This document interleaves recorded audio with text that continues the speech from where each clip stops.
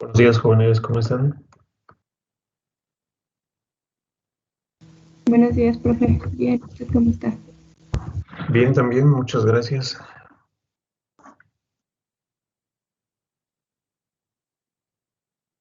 Voy a abrir su presentación.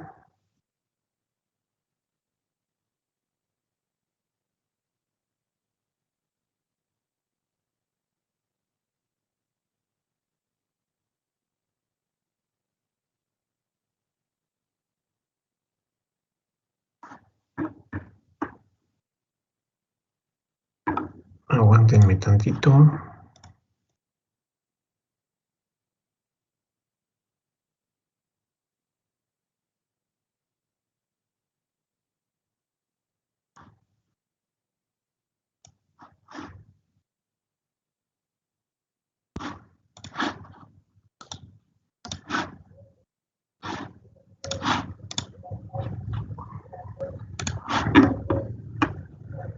Bien, por error borré la presentación de la clase anterior. Es que bueno, está en el Teams, de hecho. Pero bueno, no está la última clase que hicimos. Al momento de guardarla en el escritorio para compartírselas, vi ahí la presentación, se me olvidó que ella había continuado la clase, la borré, pero bueno, ya tienen su apunte de este ejercicio que hicimos de calcular calcular la viscosidad de 0,5 de fracción molar de alúmina y 0,5 de fracción molar de sílice. Al final, por ahí les pedía una gráfica, temperaturas de 2100 hasta 2500, el inverso más bien, el inverso de la temperatura contra el logaritmo natural de la viscosidad. Y bueno, utilizábamos estas tablitas. Bien, les voy a dejar otro ejercicio. Para este ejercicio necesitamos otra continuación de esas tablas. Déjenme buscarlas.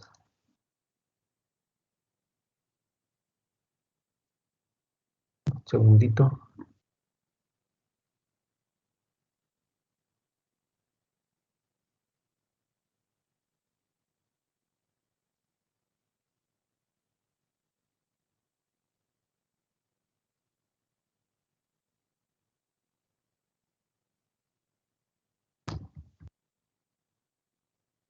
Un momento. Profe, Dime. tengo las diapositivas de la clase pasada. ¿Quiere que se las pase para que las pegue ahí o no lo cree tan Ah, importante?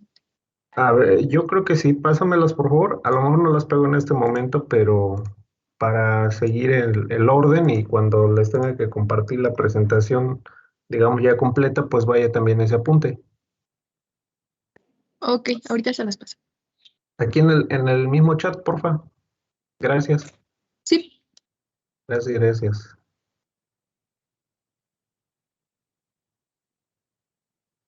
Sale, estas tablas son de un ejercicio, pero ahora son de sales.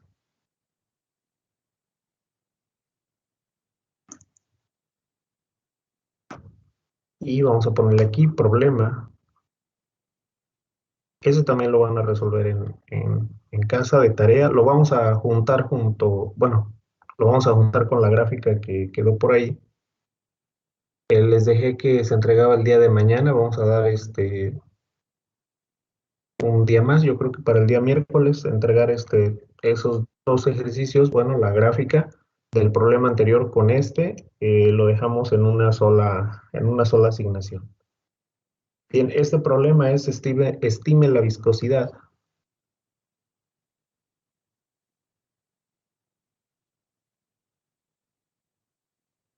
Estime la viscosidad del fluoruro de litio y del bromuro del litio a 1000 Kelvin Ese es el primer punto y bueno, nos preguntan qué viscosidad es mayor.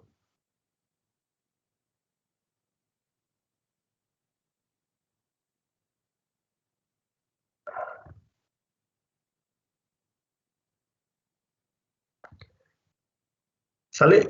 La metodología es exactamente igual al problema que hicimos de 0,5 de alúmina y de 0,5 fracción molar de sílice.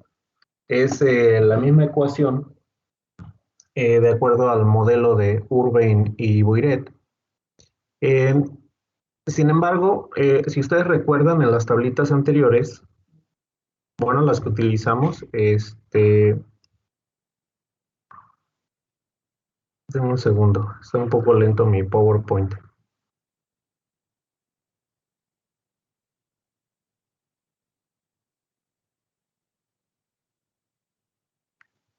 Un momentito. Ok, bueno, no tengo aquí las tablitas por lo que les comentaba de que borré la presentación en donde había continuado la clase. Ok, bueno, si ustedes recuerdan en las tablas que venían por ahí en los apuntes, eran de sistemas de óxidos. ¿A qué me refiero? A que teníamos algún óxido de aluminio, óxido de silicio, pero bueno, teníamos valores en diferentes proporciones. Según recuerdo, 0,33 de alúmina, lo restante de sílice, 0,5 de alúmina, lo restante de sílice, 0,75 de alúmina, lo restante de sílice, y más bien se trataba del mismo óxido, pero con diferentes fracciones molares.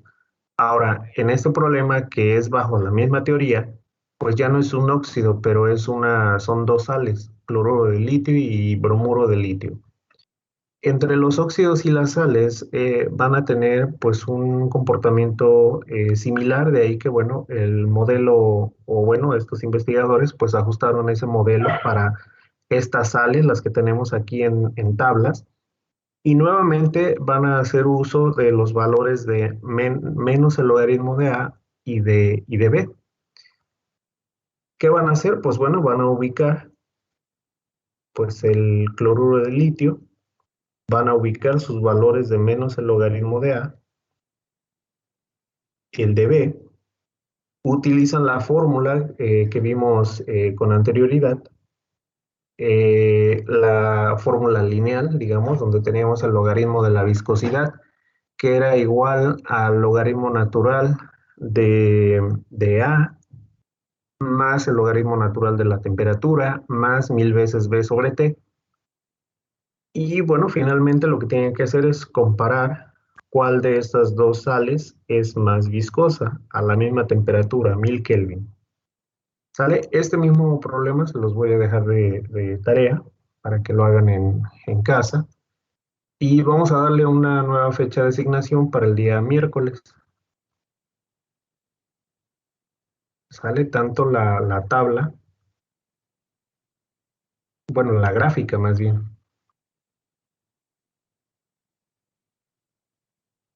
la gráfica de viscosidad de los óxidos, 0,5 de alúmina, 0,5 de sílice, y le vamos a poner aquí problema de sales.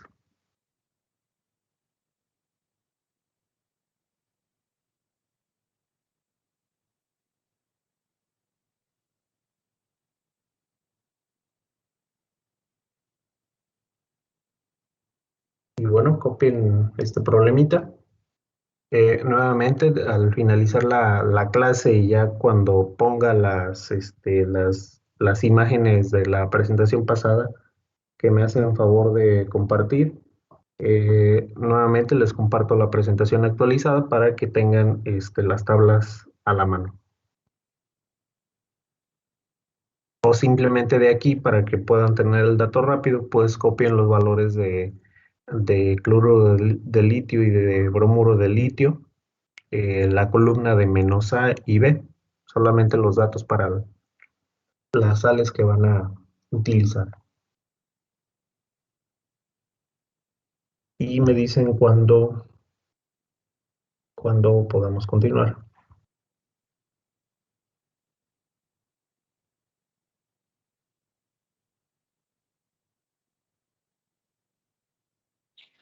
Por mí ya, profe. Ok, muy bien. Ok, voy a cambiar de diapositiva. Vamos a hacer otro problema, pero digamos que este problema es un modelo muy general. ¿A qué me refiero? Es un modelo a partir de una ecuación de Arrhenius. Vamos a ponerle aquí modelo de Arrhenius. Es un modelo muy utilizado, bueno, en diferentes disciplinas de biología, tratamientos térmicos, etcétera, para determinar la velocidad de crecimiento de las partículas, perdón, de las bacterias. Incluso, bueno, este modelo de Arrhenius es muy utilizado en metalurgia, mucho en la parte de difusión, que incluso lo vamos a retomar en la unidad de número 4 cuando veamos transferencia de masa, pero tiene que ver mucho con tratamientos térmicos porque a través de este modelo se determina la velocidad o la rapidez de movimiento de los átomos de carbono, por ejemplo, en un acero, en función, bueno, del sistema, ¿no? Si se trata de una matriz ferrítica, martensítica, etcétera, la velocidad de movimiento de los átomos, pues, es cambiante, ¿no? Pues, en cada momento. Entonces, bueno, Arrhenius utiliza, pues, esta ecuación primero para determinar un valor de rapidez de difusión o o de movilidad, digamos, pues, de los átomos. Y la ecuación es la siguiente. Vamos a ponerle aquí V es igual, segundito, V es igual a un factor A, es una constante de proporcionalidad que, bueno, depende del tipo de material o de sistema, por un factor exponencial. Este factor exponencial, pues bueno, va elevado a menos una energía de activación, un delta G, dividido entre RT. A través de esta ecuación, pues bueno, V se refiere a la movilidad atómica o rapidez de movimiento de los átomos.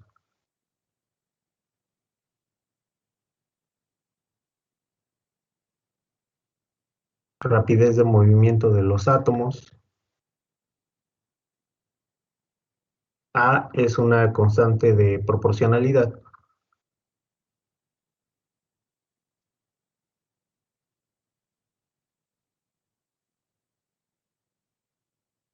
Constante de proporcionalidad que depende del mismo sistema a qué se refiere, ¿no?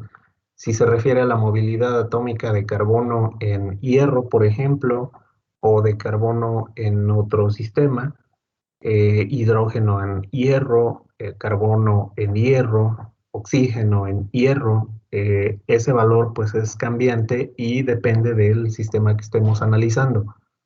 Le vamos a poner aquí simplemente pues de que depende del sistema.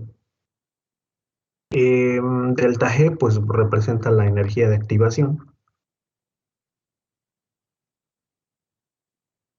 Energía de activación.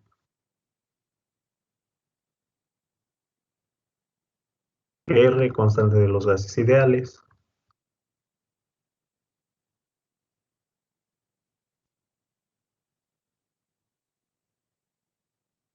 T, bueno, la temperatura absoluta.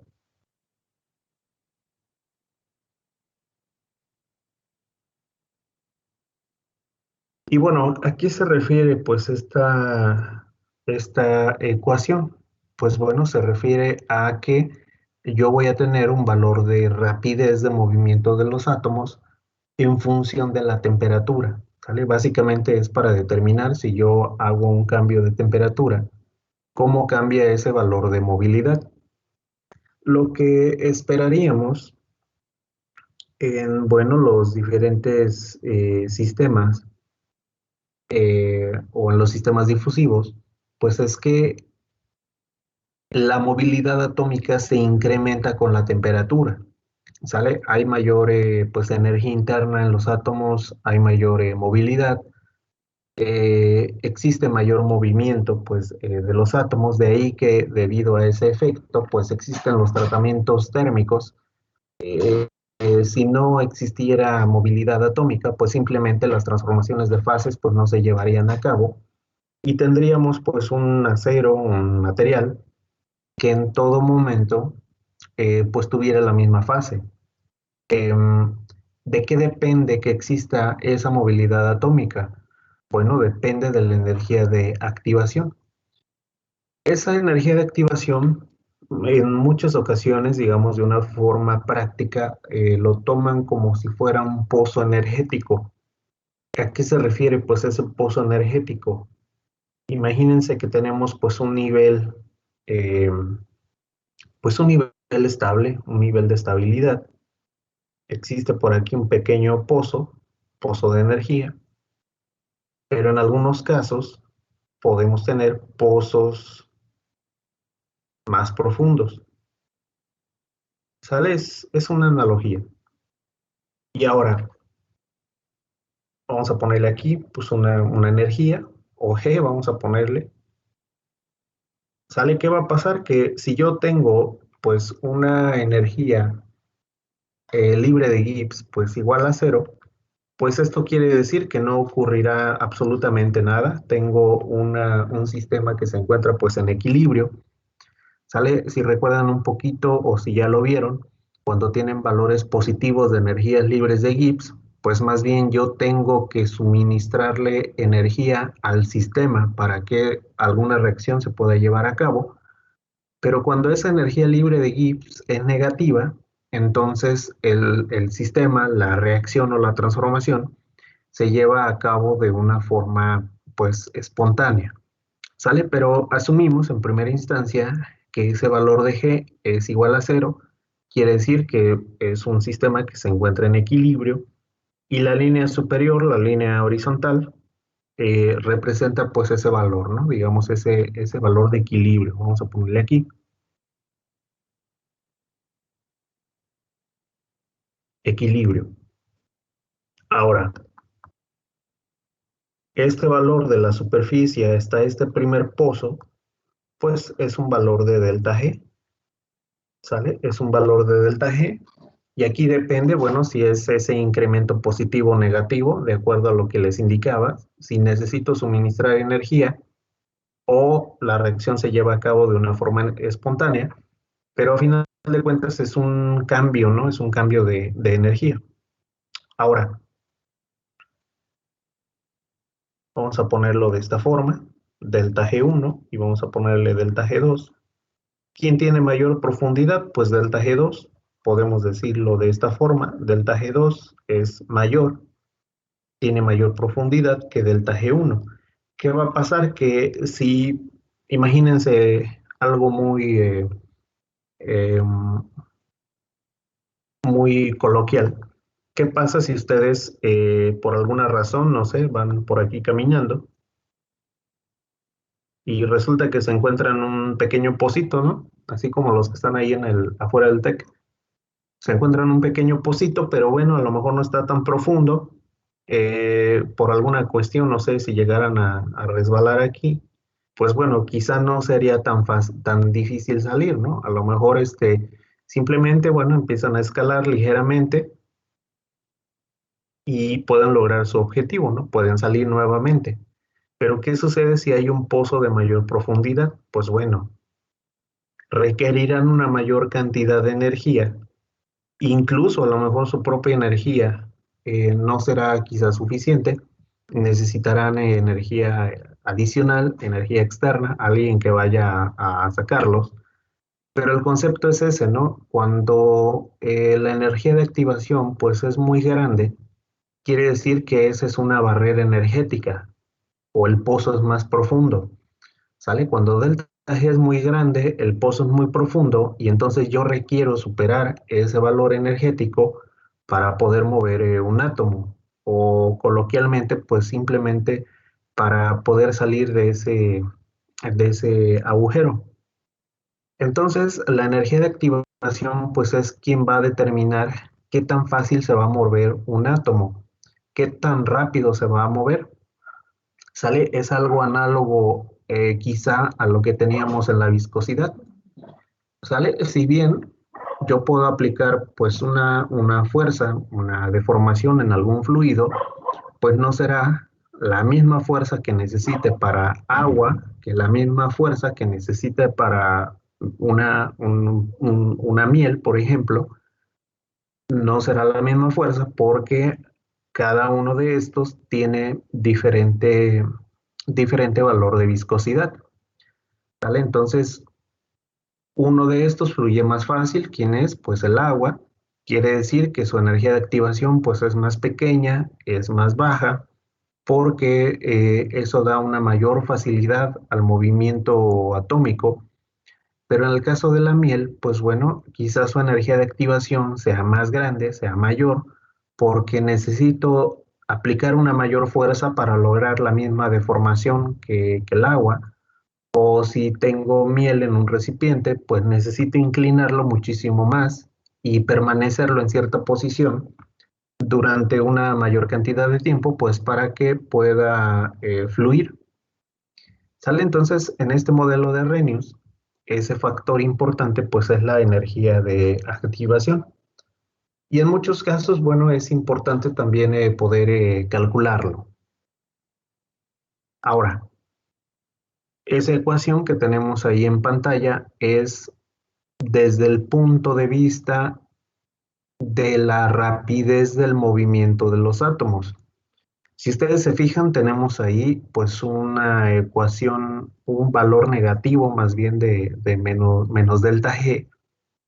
Quiere decir más bien que es un movimiento que es activado por la temperatura, ¿sale? Simplemente la temperatura o el cambio de temperatura me va a ocasionar que, bueno, la energía se va a mantener constante, depende del sistema, ¿sale? Pero más bien se refiere a que qué valor de temperatura necesito para superar ese valor energético y que tenga una rapidez en el movimiento de los átomos, ¿sale?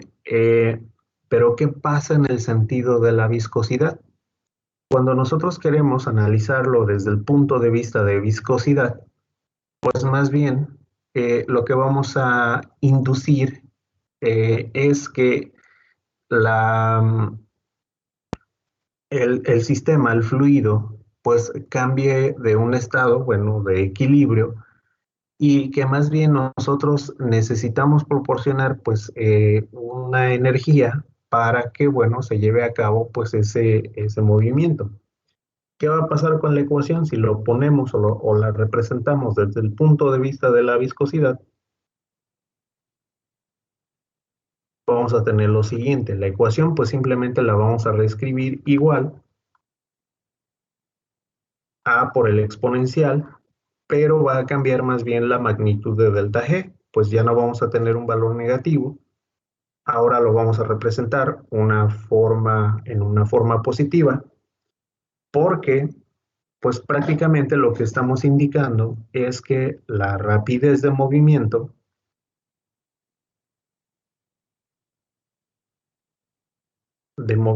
atómico es inversa a la viscosidad. ¿Qué hacemos? Pues cambiamos el sentido de la ecuación y al cambiar el sentido de la ecuación, bueno, tiene que ver con el factor de menos delta G o positivo delta G.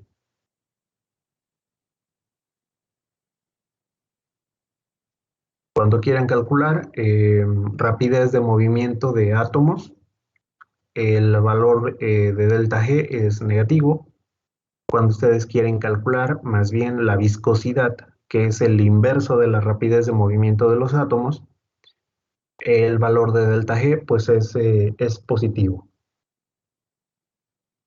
Y bueno, de ahí surge el siguiente problema. Este es un modelo muy general, digamos, podría entrar cualquier tipo de sistema, aunque se ajusta muchísimo más para los materiales metálicos.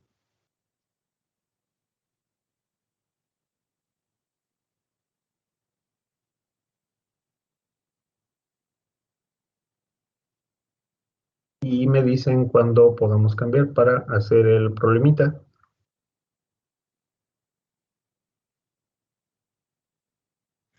Profe, ahorita Dime. que dijo acerca sobre que algunas se ajustaban más a los metálicos, Ajá, este modelo se ajusta más a los materiales metálicos. Incluso también se puede ajustar más para los gases, pero ya cuando hablamos de óxidos, cuando hablamos de sales también, no es tan adecuado y tampoco es tan adecuado para los polímeros, aunque bueno, digamos hay una derivación para polímeros derivado de esta ecuación, pero más para metales y gases.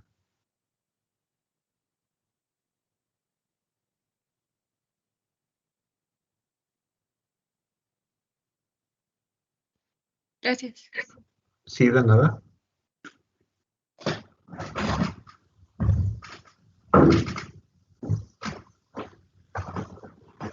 Bien, ¿me dicen si puedo continuar? Sí, profe. Excelente.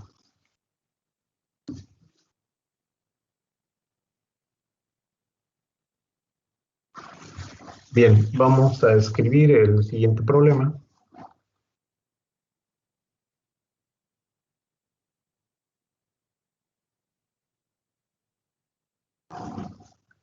A 1273 Kelvin, una fusión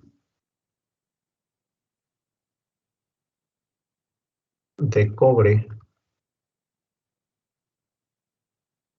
con 40% de zinc tiene una viscosidad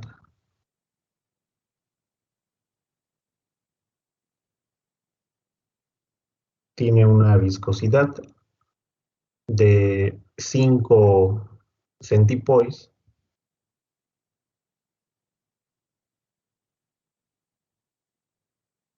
y a 1223, perdón, 1223 Kelvin, la misma aleación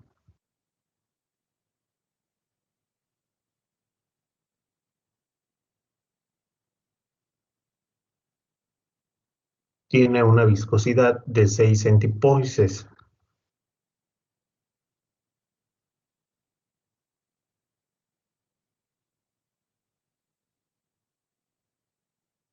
De 6 centipoises. Ahora nos piden estimar la viscosidad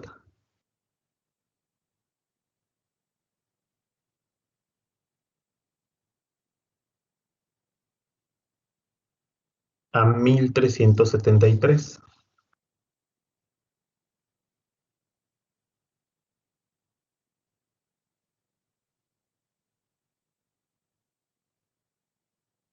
¿Sale? Primero que nada, revisamos nuevamente el problema. Nos dicen a 1273 Kelvin una fusión, una aleación de cobre con 40% de zinc tiene una viscosidad de 5 centipoises.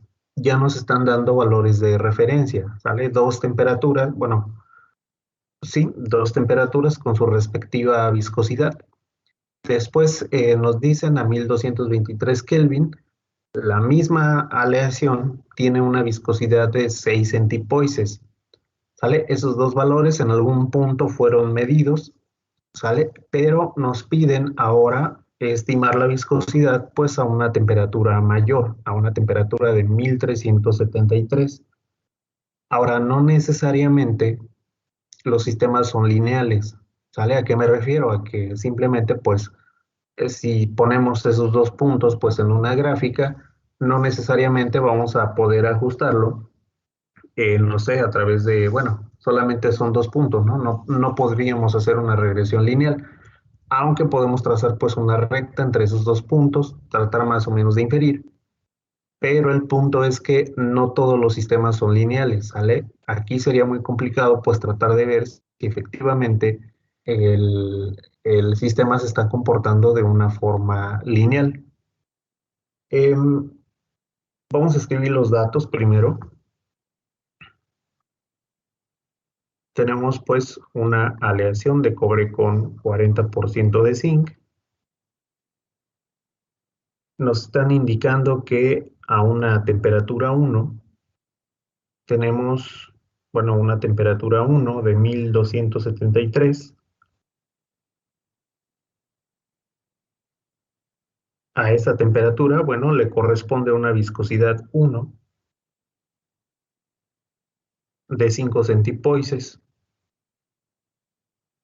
Tenemos una temperatura 2 de 1223 Kelvin, a la cual le corresponde una viscosidad 2 de 6 centipoises. Y lo que nos están preguntando es, bueno, una temperatura 3 de 1373 Kelvin. Nos están preguntando cuál es su viscosidad 3.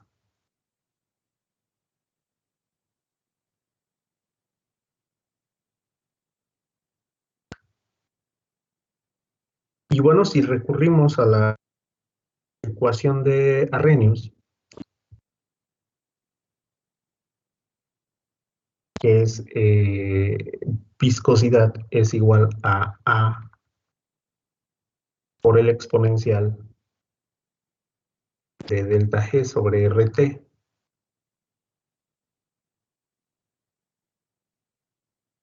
Vamos a ponerle aquí viscosidad en función de la temperatura.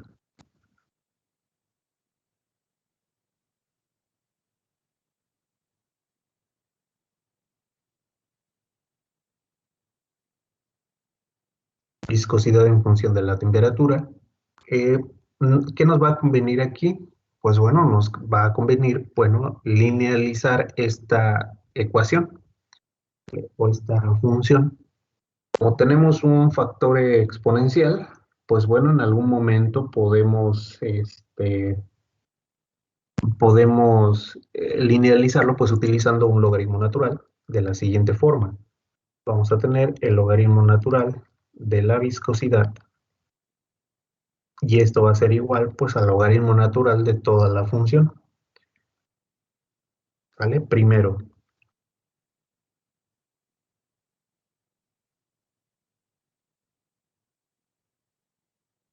como tenemos pues dentro del logaritmo natural pues un producto a por el exponencial, pues podemos separarlo en dos logaritmos naturales que estén sumando de la siguiente forma. Logaritmo natural de la viscosidad es igual al logaritmo natural de A más el logaritmo natural por el exponencial, pues se van a cancelar y voy a tener delta G sobre RT. Arreglando esta ecuación, voy a tener logaritmo natural de la viscosidad, logaritmo natural de A, más simplemente delta G sobre RT. ¿Sale? Esta es la ecuación linealizada de Arrhenius,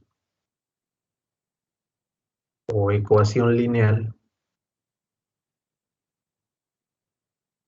de Arrhenius.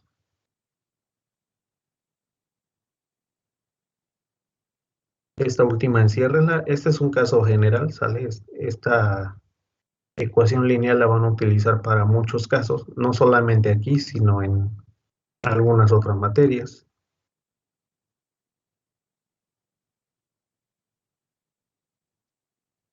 Bien, y ahora la cuestión es que yo tengo dos valores de referencia. Esos valores de referencia me van a servir para lo siguiente. Me van a servir para calcular, por ejemplo, la energía de activación. ¿Por qué es importante linealizar la ecuación?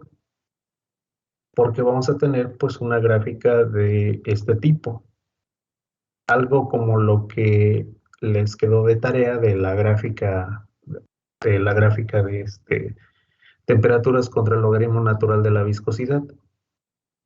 En X van a tener el inverso de la temperatura, sale 1 sobre T, y en Y van a tener el logaritmo natural de la viscosidad.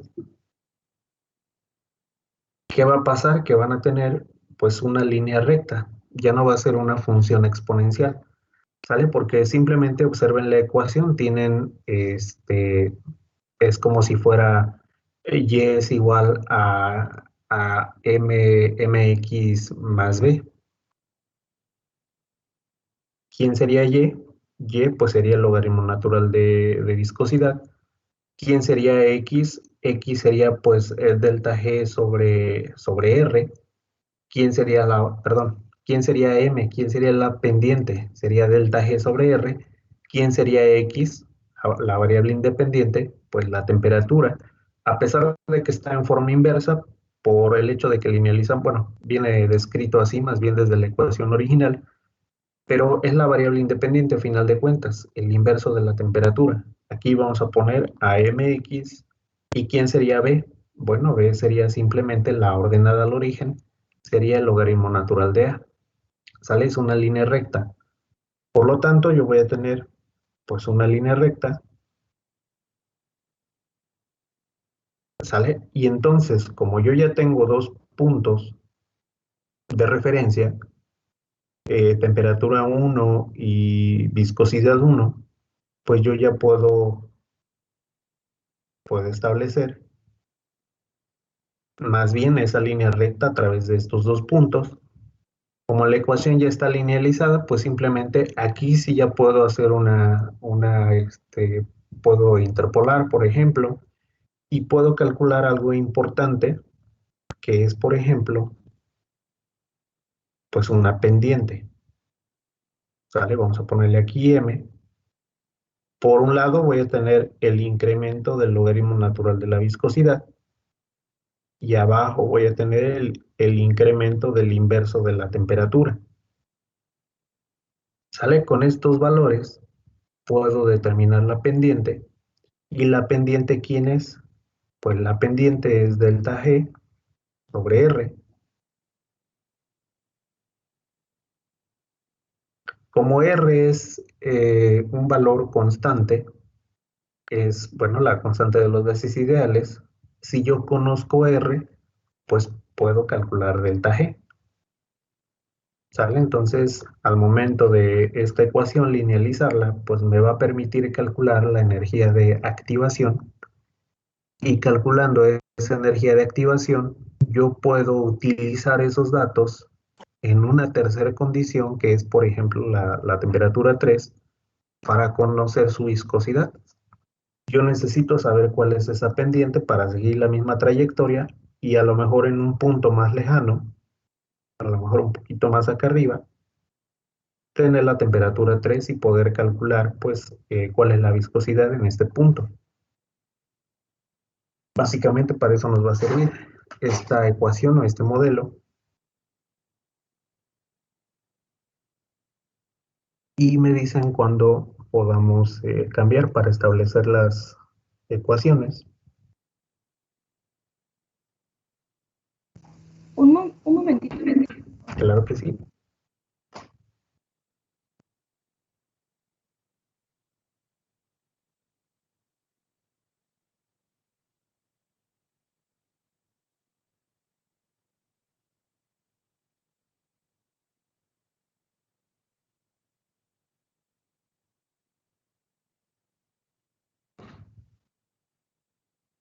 Listo, profe, gracias. Muy bien.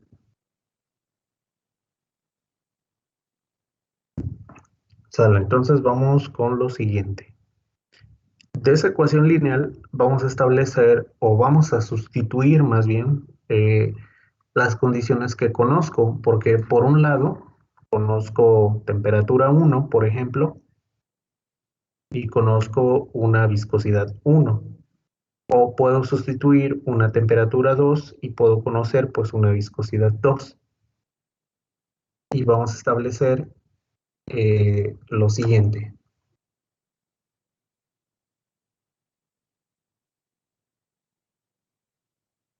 Me agrego diapositivas.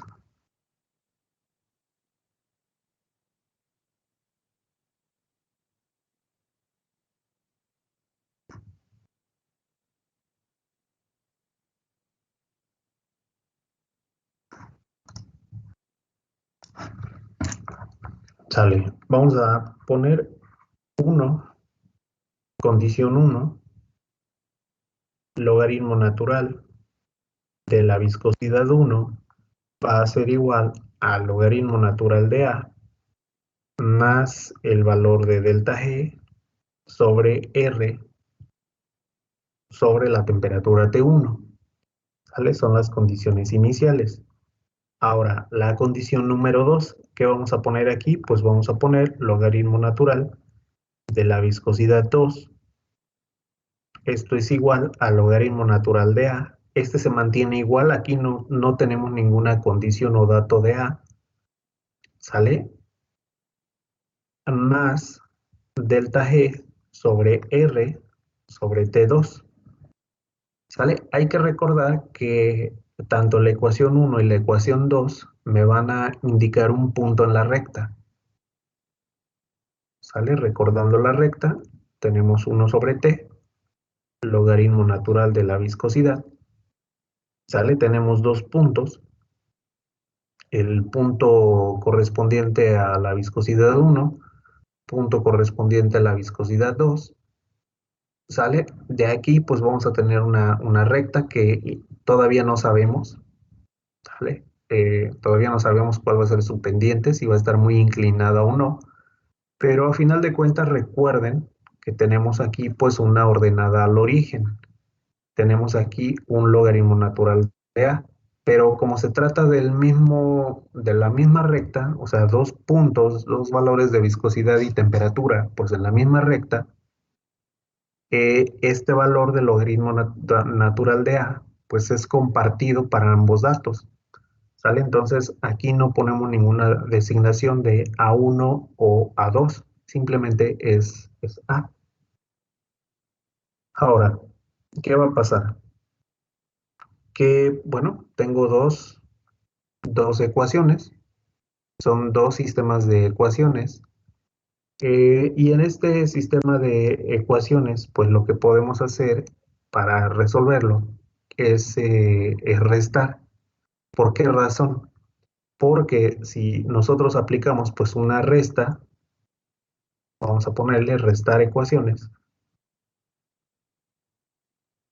Restar ecuación 2 a la ecuación 1. ¿Y qué va a pasar? Que si nosotros vamos a tener lo siguiente, más bien vamos a escribirlo. Vamos a tener logaritmo natural de la viscosidad 1 menos el logaritmo natural de la viscosidad 2.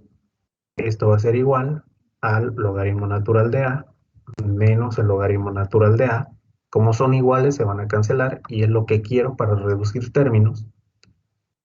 Y vamos a tener después más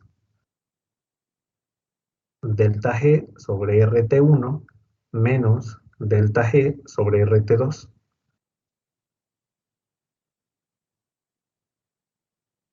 Como logaritmo natural de A son iguales, pues esto va a ser 0. Y al final me voy a quedar con logaritmo natural de viscosidad 1 menos logaritmo natural de viscosidad 2. Esto va a ser igual a delta G sobre RT1 menos delta G sobre RT2. ¿Sale? Ahorita no hemos sustituido ningún valor, más bien estamos pues arreglando, digamos, pues esta función. Como tengo logaritmos naturales que están restando, En realidad, aquí voy a tener un solo logaritmo natural y voy a tener una división. ¿De quién? De Profe, viscosidad uno. Sí, dime. disculpe, hasta arriba, bueno, en lo de morado, lo primero dice ecuación 2 a 1, o sea, la Ajá. resta de la 2 a la 1. Aquí no lo está haciendo al contrario. A ver, Restar ¿cómo? ecuación 2. Restar Ajá. ecuación 2 a ecuación uno. Restar ecuación 2 a ecuación uno. Es lo que estamos haciendo, ¿no? Estamos restando la 2 a la uno, ¿no? Oh, sí, perdón, me confundí, perdón. Sí, de nada, no, no te preocupes. Ok, bien, vamos a terminar esta parte. Sale, como tenemos la resta de dos logaritmos naturales, pues bueno, pasamos más bien un solo logaritmo natural y vamos a tener dividiendo viscosidad uno entre viscosidad 2. Y del otro lado tenemos pues un mismo factor. ¿Quién es el mismo factor? Delta G, porque en ambos términos, entre T1 y T2, tenemos delta G sobre R, ¿sale? Entonces lo podemos pasar como un solo factor, o lo podemos factorizar más bien. Delta G sobre R, que va a multiplicar a 1 sobre T1 menos a 1 sobre T2.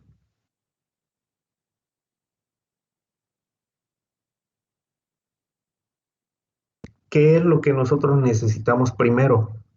Como tenemos dos puntos, ¿sale? Pero no sabemos si esos puntos van a indicarme una pendiente muy pronunciada, una pendiente muy pequeña.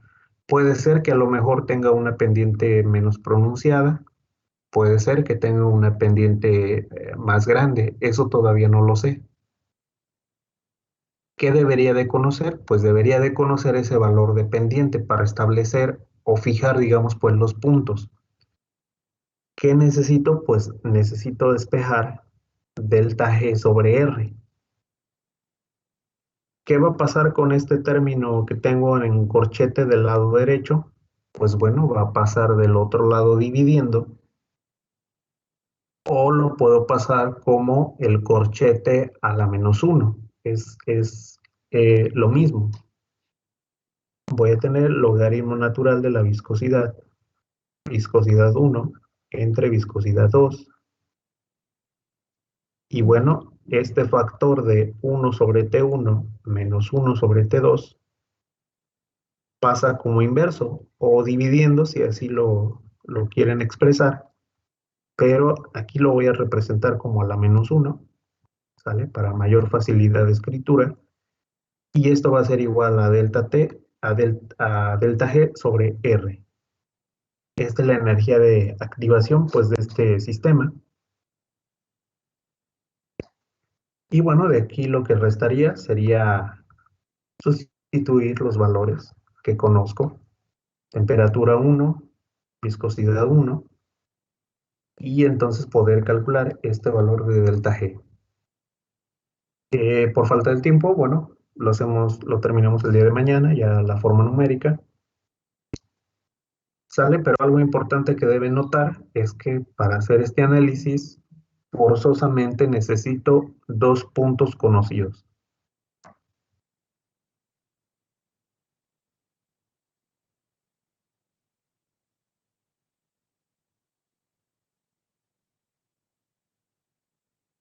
¿Alguna duda, preguntas aquí, Juanes? No, profe. Ok, jóvenes. Bueno, pues vamos a dejarle aquí, nos vemos el día de mañana. Claro, profe, Bonito gracias. día. Hasta mañana. Bonito Profe, día, gracias. cuídense, Nos vemos, jóvenes. profe. Hasta luego, nos vemos.